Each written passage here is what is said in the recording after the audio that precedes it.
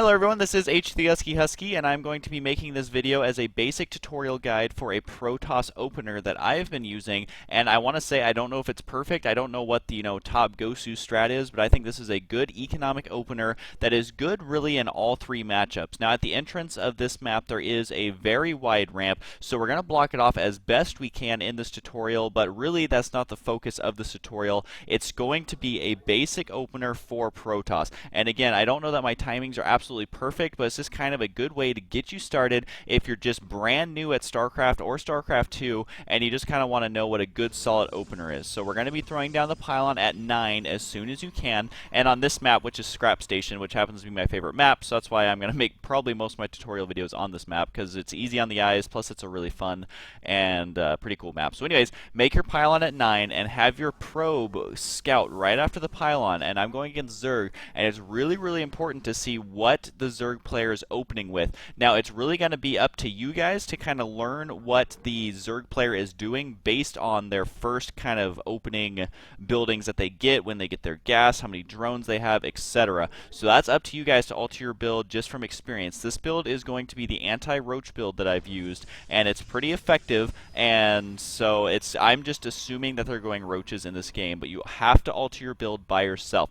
So I do chrono boost twice in a row right when my first pylon finishes. I get the gas as soon as I can get the gateway. Now what I do is after the first pylon finishes, chrono boost, queue up 3 probes, and that feels kind of weird to have 3 probes that early, and then make your gateway as soon as you can after having 3 probes queued.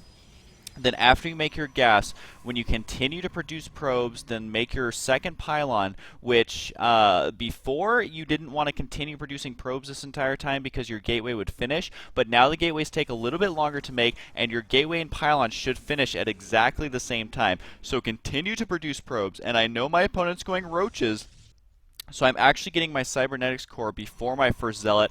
I'm also going to be getting my second gas before my first zealot. Now that may feel a little bit weird to you guys because usually most players want to get that zealot out there right away. But in this matchup, I know my opponent's going roaches. He's going to have very few zerglings, so I'm going to get these 2 buildings before my first zealot. Now, if you expect your opponent is going to be getting a couple of zerglings to begin with, you can get your zealot either before your cybernetics core or before your second gas, after your cybernetics core. So it's really up to you. If you get it before your first cybernetics core, it does delay your build quite a bit. So the push I'm going to do is with 2 immortals, and it's going to be very early because I skipped getting that first zealot right away. So again, you have to judge the game.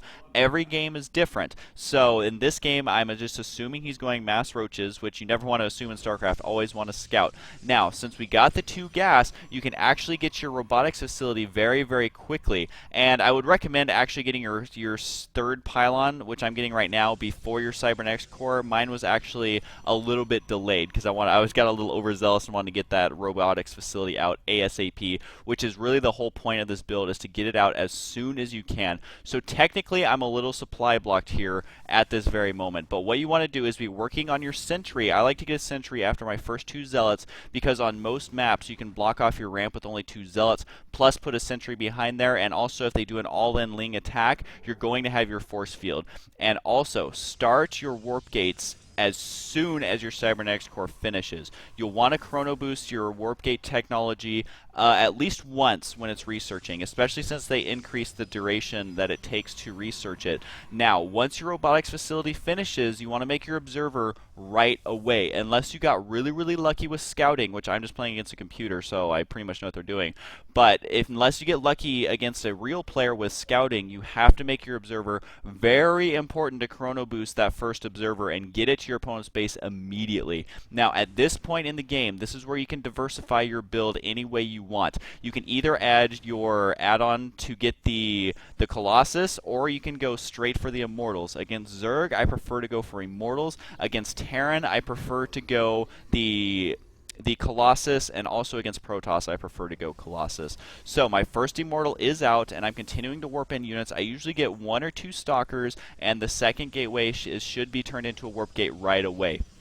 Now, I do get supply blocked a little bit in this tutorial. I apologize. It's really just kind of with practice that you're not going to get supply blocked with these builds. I should have got those 2 pounds a little bit early. This is more just to show you about what you can get once you have your second immortal, and you want to continue to chrono boost it as much as possible. So here, this is about the size of your army. You might be able to have 2 more zealots if you don't get supply blocked like I did, but you will be able to push out with 2 immortals, several zealots, and about 1 stalker. I just like to have the stalker to work on some stray overlords and things like that. Now, when you're pushing out, I like to get 2 more gateways and continue to produce immortals, and you should be able to produce from all of this fairly comfortably if you were making probes as long as I did. And you have to know when to stop cutting probes. Basically, when you have a little over 2 workers per mineral patch, you want to stop making probes. And I say a little bit over 2, it's kind of hard to judge, but I think that just 2 is a little underkill, and a little over 2 is kind of what feels right for me. But you just need to know when to cut probes, and this attack will hit them. If they're going roaches,